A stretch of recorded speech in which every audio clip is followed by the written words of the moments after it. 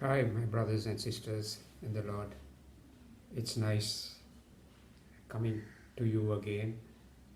I've been missing you all for weeks, but I thought in my spare time I could probably give you all the readings, the Sunday reading, a reflection on that. So uh, bear with me because the first time I'm doing this. So keep me in your prayers, and we will lift ourselves into the presence of our Lord at this moment as we ask Him to anoint us to receive the word that He is going to give to us. For unless He gives us the word, unless He gives us the inner revelation, we seek it in vain, and it comes from our own understanding, which is woefully inadequate.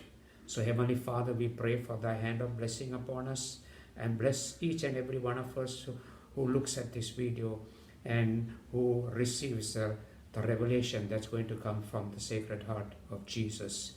Yes, from the bridegroom of our soul, who has been waiting to come into our lives and is now waiting to be invited at this moment, waiting for us to be watchful and alive to His coming, to His presence. Oh, Father God, we pray that the whole church and all our family members in particular will be open to this great anointing of being watchful and alert to the coming of Jesus each moment of our life, every moment of our life, and finally in the time of His glorious coming, when He comes the second time in glory to judge the living and the dead and give us the eternal reward that is predestined for us through Jesus Christ our Lord.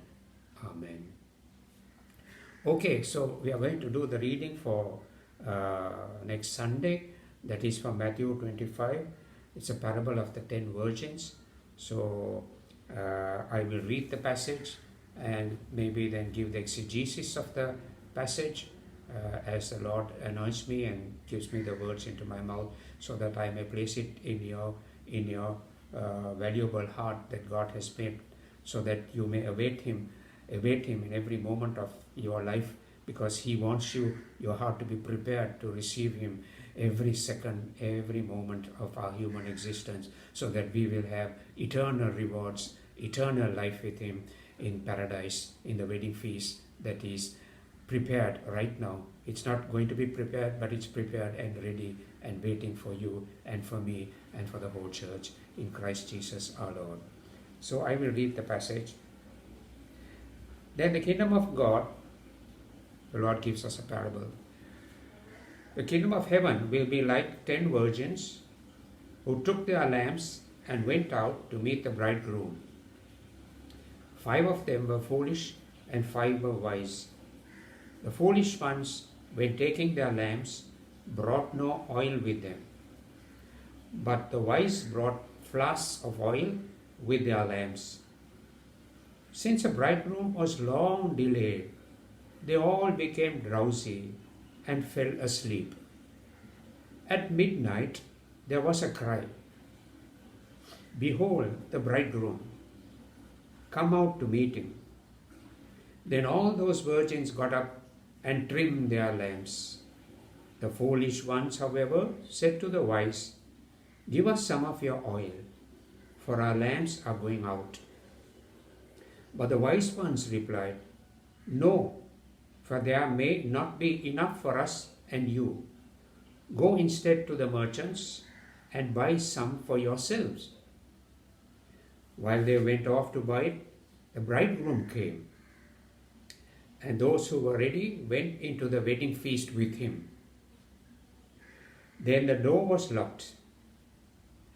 Afterwards, the other virgins came and said, "Lord, Lord, open the door for us." But he said in reply, "Amen, I say to you, I do not know you.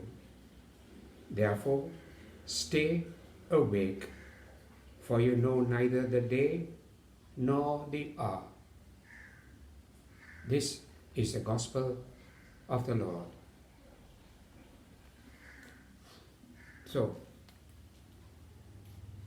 So while doing this study on this particular subject, I was trying to understand the whole concept of the Jewish tradition of their wedding, the betrothal, and how it operates. And after much struggle, I found something that was very interesting. and very enlightening. And that was, they say that most of those marriages were arranged marriages, unlike these days. Arranged to such an extent that probably the future husband and the future wife had never met each other, or probably not known each other. So what happens is they are betrothed. It's all done by the parents of both parties. And after the betrothal, the wedding, that's something similar to, I suppose, something similar to the engagement, but not really. And then the wedding takes place maybe in a month's time, 6 months' time. It could even take a year. But until that time, the husband and wife don't see each other. The husband and wife don't consummate their marriage. And after the betrothal, the son goes to his father's home, and it's beautiful. He tells the one who he's betrothed to, he says, I go to prepare a place for you. I go to prepare a place for you. And he goes. And probably it may take a month, 6 months, 1 year. Nobody knows. And finally, once the house is ready, he doesn't decide whether he can go and get the bride. Actually, the decision is made by the father. And the son does not know when the father will tell him to go and bring the bride. So nobody knows the hour or the day. It's only the father who knows.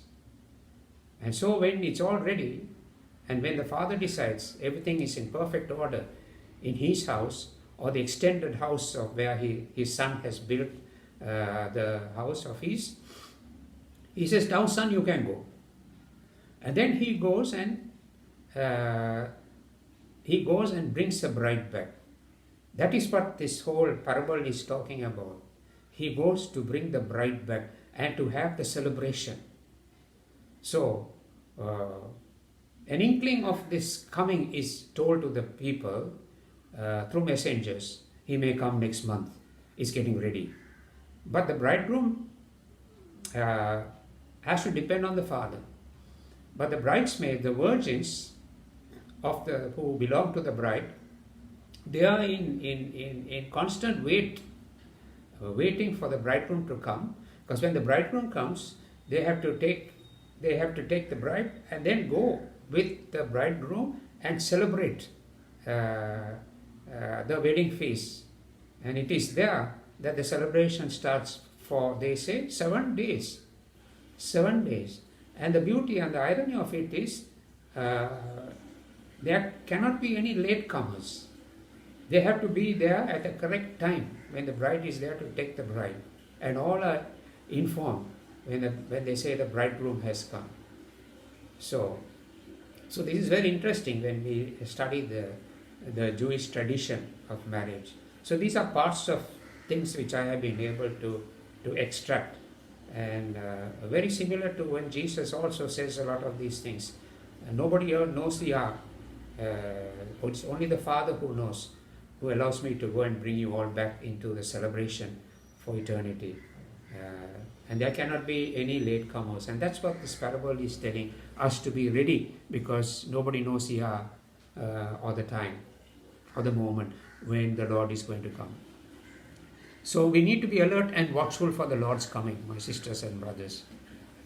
We need to be to have the correct attitude, because sometimes in our life we tend to take our mind away, take our focus away from Jesus, and we focus more on the worldly allurements and the pleasures and the temptations and all the things that we are called to do, like maybe even our jobs and things are more important.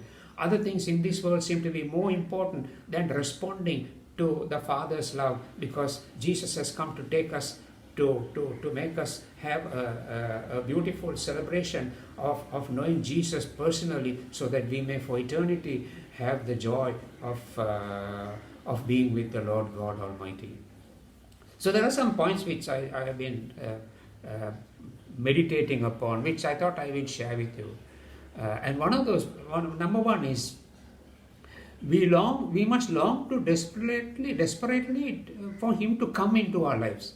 In other words, we need to have a deep desire for Him to be the main focal point of our attention. We need to think of Jesus. Jesus is more important than anything else. So we need to keep thinking like that. All the while we have to be attentive about Him and on Him, so that we build up a strong bond, a strong what shall I say, a desire to want to know Him, so that you are ready when He comes, because then you will see more than what you have expected in life, because He is so beautiful, so wonderful. Because that is what your hearts have been waiting for the celebration of life. So number one is long to want Him desperately to come into our lives. Number two, we need to be alert to the ways of the thinking of the bridegroom. We need to be alert to how the attitude of the bridegroom, because that's very important. Because otherwise he can, as Matthew 25:13 says, I am not acquainted with you, I do not know you. So that's a very, very, very frightening thing. So we need to first and foremost come to know the Lord Jesus. We need to be alert to His way of thinking. How are you, Lord, thinking? What is your attitude? What is most important in your life? What is it your life pattern, your lifestyle for the bridegroom, for the brides? So how do we know his way of thinking, the bridegroom's way of thinking? Number one, we need to know the Word of God. Because when we know the Word of God, we know the attitude and what the Lord expects, what the bridegroom expects from each and every one of us. We cannot just allow that to slip out of our mind, our attention, because then we sort of doze off and we go into another realm. So we need to ponder this. Do I know the Word? So the more I know the Word, then my heart is open to receive the Lord. I know Him. I know His ways. I know what He likes. I know what He does not like. And I need to be faithful to Him. And so the Lord tells us during this time of this terrible pandemic that we are facing, the Word says that be of good cheer, for I have overcome the world. Now we need to know that. Most of us Christians are not aware of this, that be of good cheer. It has pleased the Heavenly Father to give you the kingdom, to be with me for the marriage feast, a celebration that will last for many, many days, of joy that our hearts are yearning for. Number three, we should guard ourselves, be alert, not slumber in our sinful thoughts and in our addictions. We have to be very careful, because when sin comes into our life, we sway away from Him. We lose our attention upon Him. We lose our focus. The main focus is He's coming, but I lose focus when I get attracted to the sinful patterns of life, the world that tells me this is how you receive happiness, this is how you can receive contentment. So therefore we go into a slumber, a deep spiritual slumber, running into the worldly ways of seeking that. So we have to be aware of those things. We should not allow ourselves to be submerged into sinful addictions. So when we go through that, do one thing, my sister, my brother. The only thing you can do, you can't fight those sinful thoughts. Just turn your attention upon the bridegroom. Turn your attention upon the Lord Jesus. And the moment you focus on the Lord Jesus, the power of the evil one tends to slip away, tends to get minimized, tends to die in itself. And Jesus' presence, Jesus' thought that is in your mind, the thought of Jesus in your mind tends to take away the deep desire for addiction and for the sinful pleasures of life that we are seeking constantly. The next point is we have to guard ourselves about the lethargy of our mind, especially during this time of the pandemic. Most of us are slipping into despondency, slipping into a mind which is getting focused on loneliness and despair and things. We should not allow that to happen, because then you are wearing away and not being attentive to the coming of our Lord Jesus. So we need to focus, keep our mind active. Keep our mind active by doing things that focus on Jesus. What would Jesus want me to do when He comes? Will He see me slumbering? Will He see me drunk? Will He see me falling into sin? Will He see me looking at things that I should not be looking at in the world? Or should I be attentive to, my God, if Jesus comes and He sees me doing this, He'll be quite disappointed and He will tell me, I tell you, I do not know you. So we have to guard ourselves. Lethargy of the mind. And the other thing is we have to be lethargy of the body. We should be very careful during this time, not allow ourselves to be slothful, to be lazy, to allow ourselves just to not do anything. No, my sisters, my brothers, if the Lord is going to come and He says, I'm going to come, so therefore you have to be alert yourself. You have to be watchful. You have to be watchful. Don't allow yourself to slumber. Be creative. Be doing something that will be beneficial for you and your family. Do things that you have been wanting to do, so that you improve your whole mind, and you become a blessing to not only to yourself, but you become a blessing to your family and to the society that we live in. So let us not be lethargic in body. Let us be active. Let us do things, especially if you have children. Be active. Don't allow them to see the father or the mother just being lazy. No, play games with them. Run around. Do things in your garden. Do gardening. Get the whole family involved in playing some games. Board games or some games that you all are familiar with. Get the whole house activated, because Jesus can come anytime and He says, they are ready for me. They are so activated. They are not lethargic in body or in mind. So we need to be very, very careful about that. We may face a lot of situations where we are downcast with a lot of afflictions during this time. Maybe we are finding it difficult to be with our spouse, with our loved ones, because these are moments when all our weaknesses tend to surface, when we have a relationship with each other, having to live with each other for long periods of time, and sometimes the weaknesses of each one tends to crop up, and we can't deal with the other person's, and the other person can't deal with our own weakness. So what do? We tend to get disturbed, we tend to get agitated. So we have to guard ourselves from those things. And how do we guard ourselves from those things? By calling upon the Lord Jesus and say, Lord, you are going to make me be victorious in this. I will overcome this through the power of the Holy Spirit. And so we have to be alert to that. Don't be downcast. Do not be afraid. The Lord has told us so many times. Let not your heart be heavy and downcast. Be ready. I'm going to come, and everything is going to be okay. I will put it right. When I come, I will put everything right. Don't despair. Don't despair in your weakness. Your weakness is actually a moment when you can call on my name. I allow weaknesses to surface so that you and I will know what is our own weaknesses. When we encounter people in our own family members that we can't deal with, then what happens? These old tendencies, this old brokenness, these old weaknesses that we have harbored in our heart from probably from childhood tends to surface. So the Lord allows that, so that when it surfaces, you say, Lord Jesus, I give it all to you, and just give all those things to you. Don't be downcast, because the Lord is working through these moments when we are facing these terrible moments of pandemic that the whole world is facing at this moment. Finally, what does the Lord expect of me in a given situation? Do I look at it with hope? Do I look at it with faith? Or do I lose hope? Do I lose faith? Do I lose the love that I have for Jesus? Because the moment you lose faith, hope, and love for Jesus, then you do not have any future. You do not have any hope for tomorrow. And let me tell you, my brothers and sisters, the only way you can fight the effects of this pandemic is to have a cheerful heart. Don't allow this to crush you. Don't allow this to crush you. Rise above it and know that Jesus is going to be one day victorious, because nothing can stand against the Lord Jesus. No virus. So let us build our faith, my sisters and brothers. Let's build our faith in Jesus. The world is having a lot of faith. Yeah, the world is having a lot of faith in what science is saying, what the doctors are saying, what people are saying. Yeah, but have you seen the cause of this virus?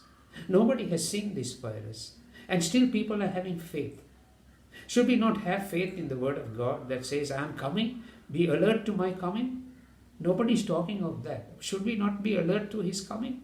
Why don't we, if we have that same faith, it's good to have faith in what the doctors are saying. But always remember what science has always found out is always evolving and changing. They say something today, but tomorrow they change it.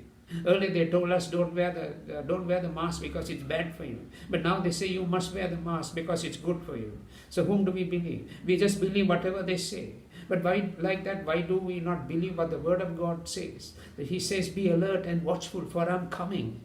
And when we are alert and watchful, then what happens is there are interior transformation of our human souls and of our human minds. And we are ready. The moment we are ready, there is something that is metabolism takes control. We begin to become full of an effect that is there, that comes to the Holy Spirit because of our faith, because of our hope, because of our love in Jesus Christ.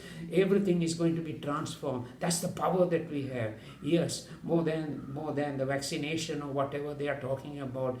You have to have faith in the Lord Jesus. That is more powerful than any vaccine that you can take. Yes, as the word of God says, you can drink anything poisonous and you will not die. You can trample snakes and scorpions and it will not harm you. So why do we not believe those things? But we are quick to believe whatever those people are saying. I'm not telling you don't believe what they're saying. I'm not telling you don't take basic precautions. We have to take basic precautions. But why do we not believe what the Lord is saying? I am coming now to reward you, because I am rewarding you because you had faith, because you had hope, and because you had love for me. You believed everything that was written in the word of God that I gave to you, and because you believe, I'm going to take you and take you home with me, so that we will have eternal celebration of joy with me, with the Father and in the Holy Spirit. My dear sisters and my brothers, I pray at this moment that every one of us, that the whole church, will become a beacon of light, so that we will be looked upon as people who are waiting the coming of our Lord Jesus Christ. And he's going to not come as a carpenter's son anymore. He's going to come as the glorified Jesus Christ. And when he comes in the glorified Jesus Christ, all that our human hearts have been waiting for, will be fulfilled when he takes us into the eternal home that is prepared for us. And that's why he told us, and he's telling us, I go to prepare a place for you. And when it is ready, I will come and take you. My sisters and brothers, let's make that a daily attention to what the Lord said. Every moment, let us believe the Lord is going to take us not away from this world, but within this world. I'm going to take you and give you something because you believed in me, and therefore those who believe in me will not be disappointed. So my dear sister and brother, I pray that the mighty power of the Holy Spirit will come upon you, me, our family members, and the whole universal church. All this we ask, Heavenly Father, through Jesus Christ our Lord. Okay, thank you. It was nice having the Lord speaking to you, isn't it? Okay, till next time we meet, God bless you. Keep us and keep one another in prayer, and bless each other, especially those most in need of your blessings and my blessings, in Jesus Christ our Lord. Praise the Lord, praise the Lord, praise the Lord.